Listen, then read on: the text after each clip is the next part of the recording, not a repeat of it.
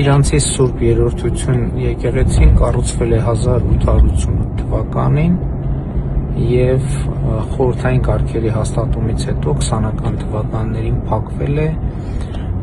գմբեթը հավերվել է և վերածվել է պահեստի և 2023 թվականին կառավարության որոշմամբ միջոցներ հատկացվեցին 64 միլիոն դրամ եկեղեցին վերականգնելու համար և այսօր տեղի ունեցավ եկեղեցու օծումը Հայաստան-Ադրբեջան պետական սահմանից ընդամենը 30-40 մետր հեռավորության վրա և Գիրանցի բնականաբար սահմանազատված հատվածում և սա շատ խորհրդանշական և կարևոր քայլ է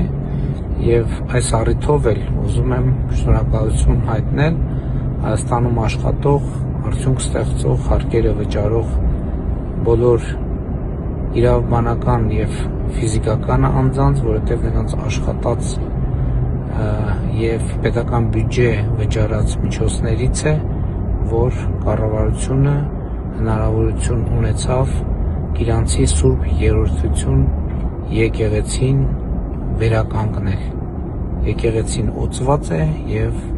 այսօրվանից այնտեղ հայաստանյան առաքելական Սուրբ եկեղեցու կարգով տեղի կունենան համապատասխան արարողություններ։ Աստված պահապան Հայաստանի Հանրապետությանը, Աստված պահապան Իրանցին։